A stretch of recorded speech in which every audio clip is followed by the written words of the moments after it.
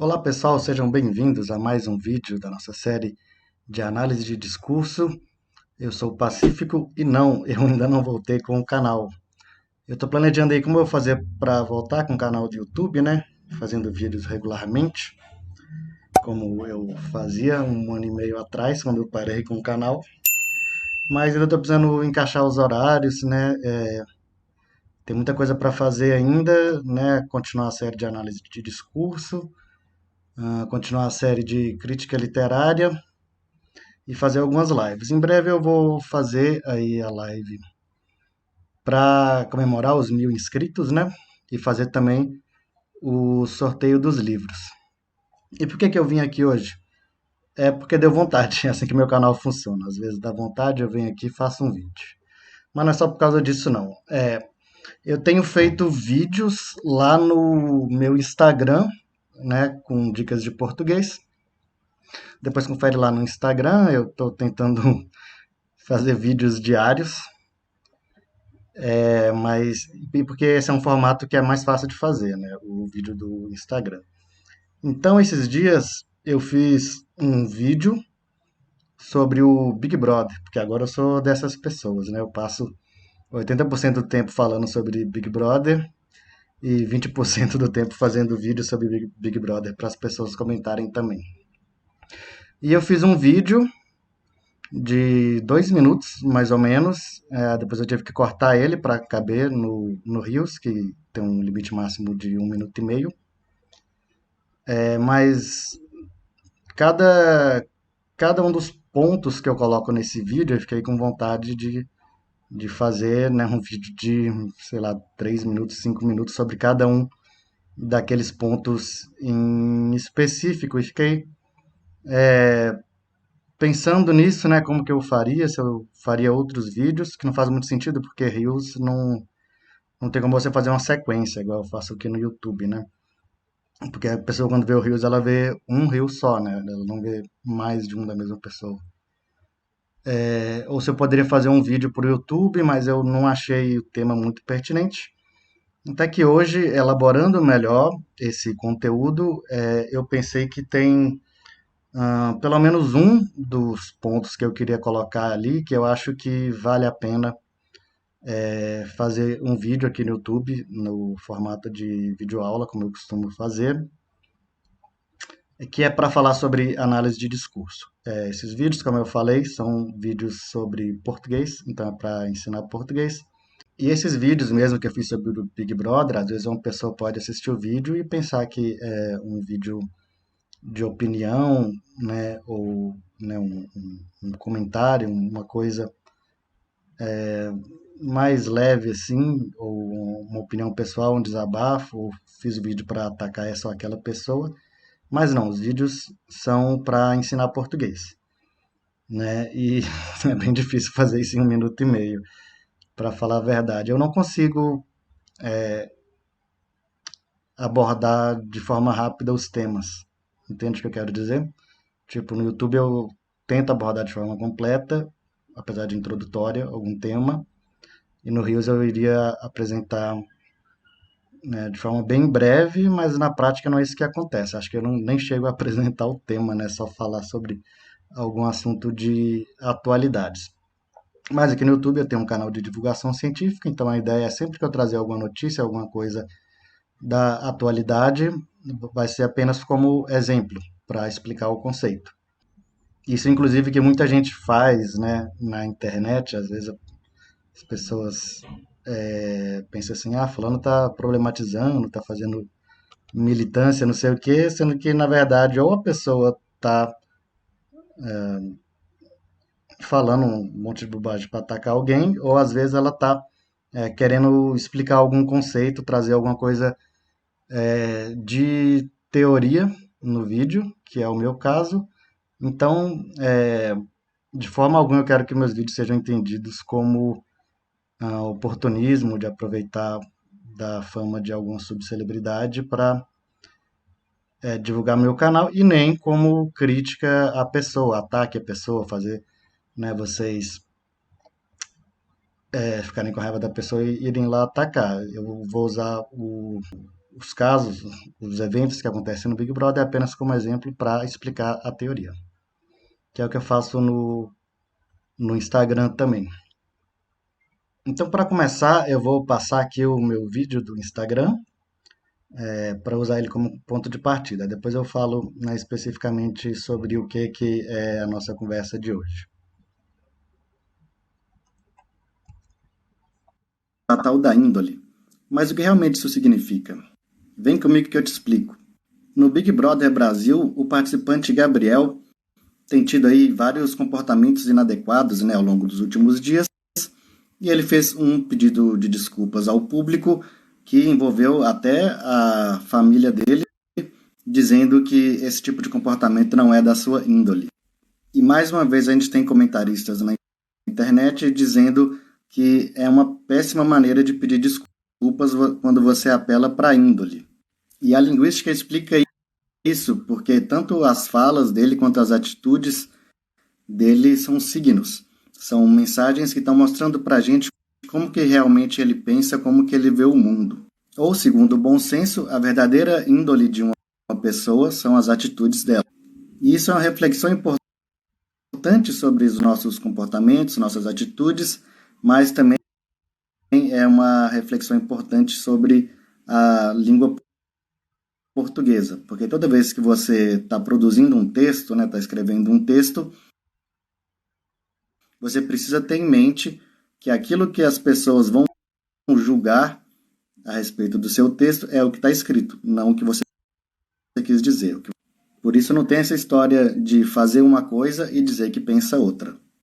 E você, o que pensa dessa história? Como você faria para pedir desculpa caso você tivesse errado com alguém?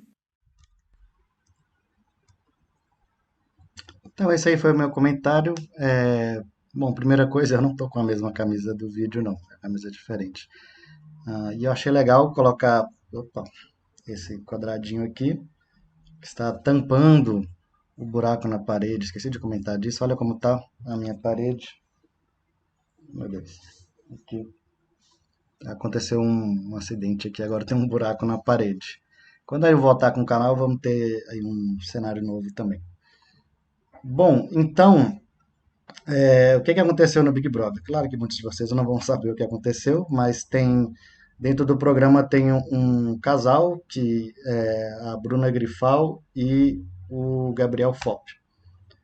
E eles têm um relacionamento muito tóxico, muito abusivo, assim, principalmente por parte do Gabriel. No vídeo eu comento que o comportamento dele é inadequado, mas na verdade é um comportamento horrível mesmo, né? Péssimo. Ele está o tempo todo silenciando ela, não deixando ela falar.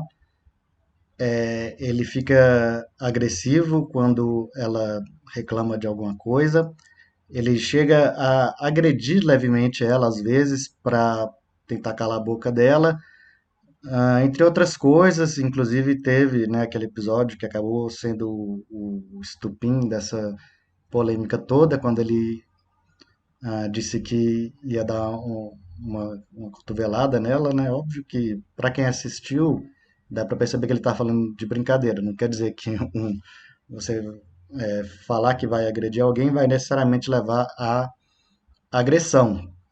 Mas esse aí foi justamente o ponto em que a Globo teve que intervir para evitar que acontecesse, né, realmente uma agressão, porque esse é o tipo de deixa que não pode ser negligenciada. Nos casos, né, de violência é muito importante alguns indícios claros de violência que não podem ser tratados com banalidade, né? Além do que, a Globo teve que intervir não só para prevenir que a situação piorasse, mas também para interromper a violência que estava acontecendo, porque estava acontecendo ali, né, repetidos casos de violência psíquica e moral, né? Então, quando a gente fala de, de relacionamento abusivo, não se trata só de esperar a coisa escalonar ou prevenir que a coisa piore, né? Mas também é preciso olhar para as violências que já estão acontecendo. Isso é muito importante. Só que o meu vídeo não é sobre violência doméstica. Como eu falei, o vídeo é sobre português e sobre linguística, né? E eu estava comentando sobre o uso da palavra índole, né? É um uso, né, bem ruim em termos de produção de texto, é bem ruim, né? As produções de texto, tanto dele dentro do programa, falando sobre isso, ele fala sobre isso o tempo todo, né? Então, não vou analisar caso a caso, mas ele não pensa muito antes de falar, ele também não tem muita capacidade para isso. Eu acho que a gente não devia, inclusive, cobrar uma autocrítica da pessoa assim do nada, né? Ele tem muito que aprender ainda para conseguir fazer uma crítica e realmente dizer, olha, isso é errado por causa disso, disso, disso, né?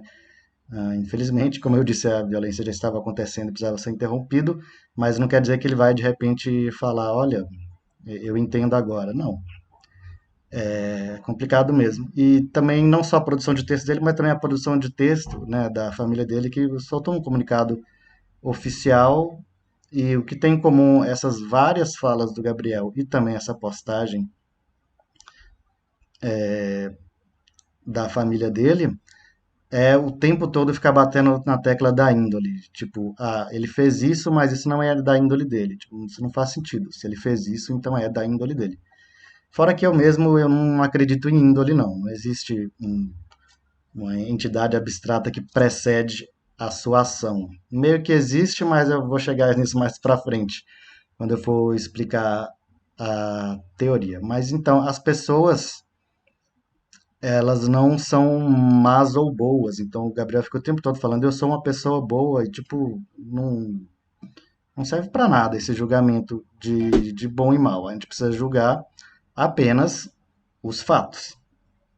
Então, a gente precisa julgar os fatos e, né, ele, como uma pessoa que está arrependido e quer pedir desculpas, ele deveria se ater aos fatos. Olha, aconteceu isso, isso e isso, está errado por causa disso, disso, disso.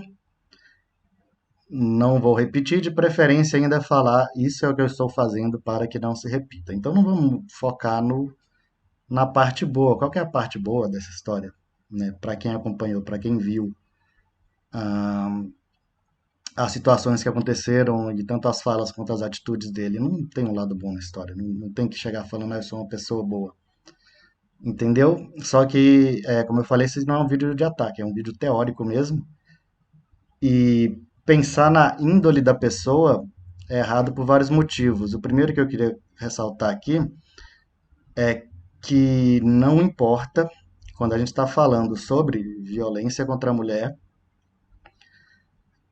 não importa juízo de valor. O juízo de valor não serve para nada na nossa análise. Serve para você ficar com raiva, tudo bem. Se você quiser, sei lá, revidar, se quiser exigir justiça, se quiser se compadecer com a mulher, tudo bem. Pode até ser que para você o fato de você ficar com raiva da pessoa ajude, mas, né, para a gente discutir aqui o tema violência, a gente precisa de uma análise científica mais cuidadosa. E nessa análise não entra em nenhum momento o juízo de valor, né? Não interessa se a pessoa é boa ou não, interessa analisar os fatos concretos, como se deram esses fatos e explicar por quê. Então, no meu vídeo eu comento, tem uma parte que eu cortei, que eu comento sobre análise de discurso, mas tem a parte que está no vídeo que eu falo sobre o fato de a análise de texto, a interpretação de texto, melhor dizendo, ela tem base apenas no texto e não na intenção do falante. Então, toda vez que você vai fazer uma prova, por exemplo, na escola, né, você faz a prova, tá lá, aí você tem uma nota ruim, você reclama e vai falar, olha, professor, não foi isso que eu quis dizer. Tipo, pouco importa o que você quis dizer. Isso realmente não importa para a avaliação da sua prova, por exemplo. Importa o que foi dito, de fato, né, o que está concreto ali. E da mesma forma, quando a gente ofende alguém, quando a gente agride alguém, não importa a nossa intenção, importa o que foi feito de errado e também as consequências que isso causou. Porque quando a gente fala de violência, a gente não está falando de intenção e muito menos está falando de bem e mal. A gente está falando de casos que ocorreram concretos que tiveram resultados materiais.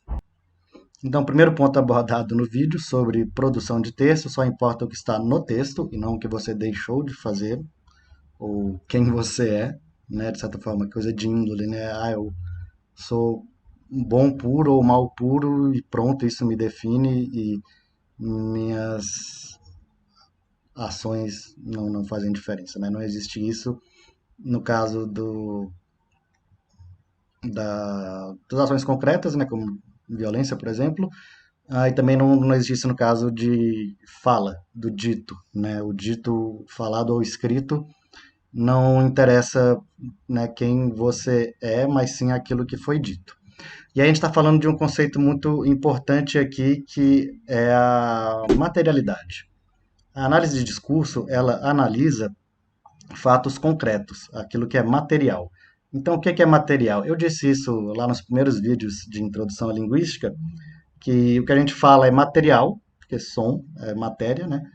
E o que a gente escreve também é material. A escrita também é matéria. O que você pensa não é material, mas aquilo que você diz, aquilo que você escreve, aquilo que você digita, aquilo que você faz e também todas as formas de linguagem, né? O desenho, por exemplo, o som, todas as formas de linguagem e também de atitudes, né? Comportamentais, gestuais, sociais, são fatos concretos, fatos materiais. E quando a gente vai fazer uma análise, a gente tem que lançar a mão apenas dos fatos materiais para tentar chegar na compreensão daquilo que dá origem a eles, que é a parte abstrata. E daí o segundo ponto que eu coloco lá no vídeo do Instagram é que a análise de discurso, ela parte do fato material para tentar analisar o contexto, e não o contrário. Então é isso que a gente vai tratar aqui hoje. A gente vai falar um pouco sobre a relação entre o discurso e a sua materialidade, que a gente chama de texto. Então, quando a pessoa fala que vai bater em alguém, isso é um texto. Mas quando a pessoa bate em alguém, isso também é um texto. Então, esses são os fatos materiais. Lá no meu vídeo de análise de discurso, eu falo que o discurso é o que estabelece essa ponte entre a estrutura social, que é abstrata, e o fato material, que é concreto. E como que se dá essa relação? A estrutura social são os condicionantes, né? São aquelas regras não ditas da sociedade que vão determinar o que pode ou não ser feito em termos de eventos materiais. O discurso seria, então, a relação entre essa estrutura social e o fato concreto. Eu também falei no meu vídeo de análise de discurso que o discurso produz e reproduz maneiras de agir, de identificar e de representar. Ou seja, a pessoa, para ela cometer o ato violento, ela tem formas de representação, de significação do mundo que são violentas. Ela constrói relações sociais, né, que justificam essa violência, que normalizam ela. E ela também age, né, como eu falei, ela vai agir, interagir com outras pessoas em termos dessa estrutura. E qual que é a estrutura condicionante, então, para o caso que está sendo tratado? É o patriarcado, é o machismo. E daí a gente chega no conceito de machismo estrutural. Já que a gente está falando dessa estrutura, então daí vem o termo machismo estrutural e também racismo estrutural. Quer dizer que a gente está tratando da estrutura, não do evento. E hoje em dia tem se falado muito em machismo estrutural e racismo estrutural, sendo que a maioria das pessoas não sabe o que isso significa. Porque esses são conceitos acadêmicos, que são complexos, são difíceis de entender, e também eles não são conceitos do dia a dia, que você pode usar de qualquer forma. Eles têm um significado muito específico, que passa por essa relação entre estrutura e material. Então, o fato estruturante do machismo é que o homem pode dispor do corpo de outras pessoas. Os homens se sentem no direito de poder usufruir do corpo das outras pessoas. Isso, né, desumaniza as outras pessoas e também dá essa sensação de poder para o homem. Então, vamos lá, se a estrutura condicionante é a mesma, porque a estrutura social, a gente vive na mesma sociedade, por que é que algumas pessoas cometem violência e outras pessoas não cometem violência? Isso passa por vários fatores, né? Vamos lembrar aqui das funções do discurso, né? Agir, interagir, representar e identificar. A pessoa, ela pode estar num meio social, né, cercado de relações sociais, em que essa visão de que ela tem o poder sobre o outro é constantemente naturalizada e reafirmada. Então a pessoa não tem relações significativas com outras pessoas que vão colocar em xeque essa crença. Além disso, ela vai identificar papéis sociais que ratificam essa crença, né? Então tem o papel da amiga, da namorada, de pessoas assim que ele não vai conseguir enxergar elas como iguais e vai estabelecer essa relação hierárquica. Formas de agir também, né, a maneira como a pessoa age, ela está sendo constantemente validada, né, por outras pessoas e pelo contexto. Então, um dos fatores, eu diria, que leva alguns homens a cometerem, alguns não, né, todos, mas assim, alguns casos acabam chocando, acabam fazendo a gente pensar nisso, né? Mas o que leva a pessoa a cometer essa violência, então, um dos fatores seria a falta do constrangimento social. Então, toda a sociedade compartilha dessa mesma estrutura e vai deixar de punir os casos em que a violência é identificada. É só você ver no caso do Big Brother também, que para quem está assistindo, todo mundo percebe, né, aquela situação como sendo abusiva, como sendo agressiva. Mas, das 20 pessoas que estavam, né, assistindo em loco e com a possibilidade de intervir, ninguém interviu. No máximo, algumas pessoas chegaram a comentar para terceiros que não concordavam com essa situação. Então, é difícil, né, o homem ser cerceado desse direito dele de usufruir do corpo alheio. É só lembrar a quantidade de escândalos, né, de casos muito mais graves que acontece com homens poderosos, né, como médico, jogador de futebol, que eles vão ter constantemente validado esse comportamento, né, de subjugar as pessoas. E isso varia muito, né, da experiência de cada pessoa nos meios sociais, com as relações, com as identidades, os papéis sociais e também com as representações, ou seja, com a visão de mundo, né? E visão de mundo é uma coisa que varia muito de pessoa para pessoa. Por que no Big Brother sempre vai ter polêmicas envolvendo esse tipo de situação? Porque aquelas pessoas são muito diferentes uma da outra.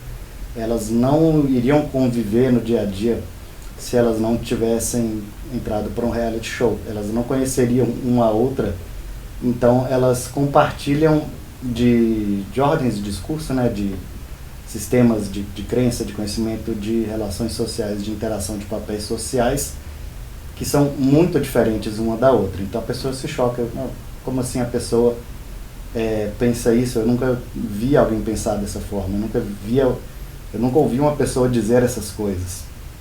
Então isso aí são constrangimentos sociais. A pessoa passa uma vida inteira, uma vidinha, né, de 20 e poucos anos, sem ter esse tipo de constrangimento social. Talvez tenha também, né, mas eu não estou falando nada de modo absoluto aqui, mas sim de tendências, né? A pessoa convive num círculo de amigos em que esse comportamento é normal. A pessoa tem uma namorada que acha isso normal, que é o caso, né? A pessoa não tem contato com tanta diversidade de opiniões. Esse tipo de coisa acaba, né, indo parar na situação da agressão, e quando a gente vê, todo mundo se choca, mas na verdade é só um reflexo de crenças que a gente já tem. E isso é importante, porque quando a gente pensa no machismo, quando a gente pensa nessa crença de que a mulher é inferior, de que a mulher é sub-humana, de que o homem tem o direito sobre o corpo do outro, esse tipo de coisa, eu consigo identificar todos esses padrões, todas essas crenças em mim, né? Eu vejo que isso realmente acontece. Acontece como? Acontece nas relações sociais, nas nossas atitudes e relações. Essa crença se expressa, ela não se expressa pela palavra, né? Quantas pessoas você conhece que, que dizem que mulher não presta, mulher é inferior, mulher não é humana, esse tipo de coisa, as pessoas, né, a maioria delas não fala. Então, a maioria das pessoas não fala esse tipo de coisa, mas as ações demonstram exatamente isso.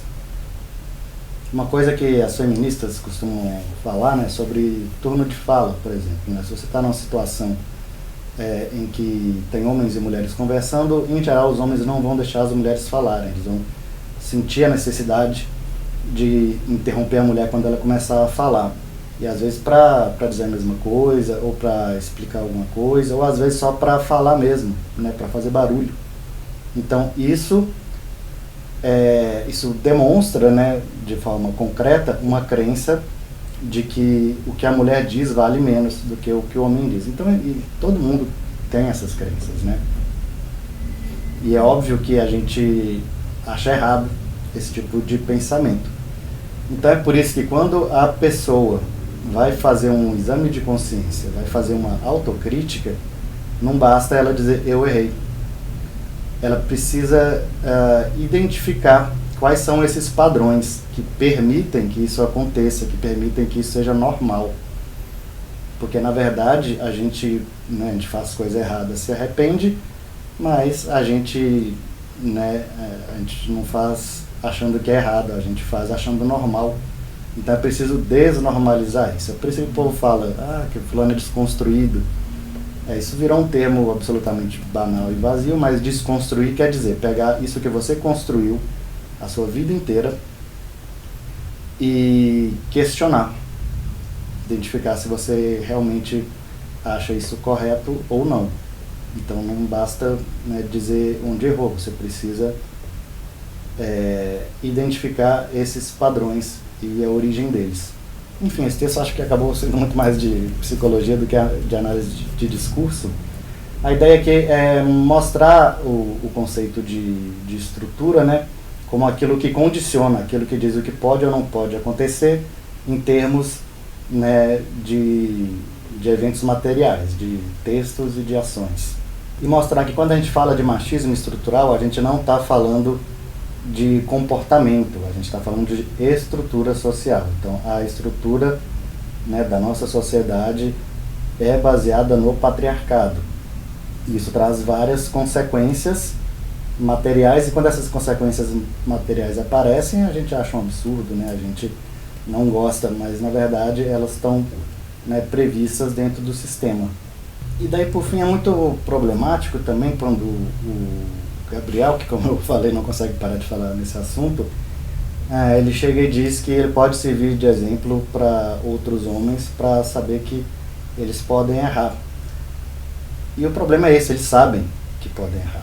É por isso que as pessoas erram, elas sabem que está liberado, que vai ser perdoado também, esse tipo de coisa. O perdão é algo importante, mas ele tem que vir acompanhado justamente dessa análise, dessa autocrítica e também da mudança de comportamento, porque a mudança de discurso vai gerar a mudança de comportamento. Olha que coisa legal, o machismo estrutural permite que uma série de injustiças aconteçam, mas você questionar isso, você substituir essas crenças por outras crenças, também vai fazer com que você possa ser uma pessoa melhor em termos de...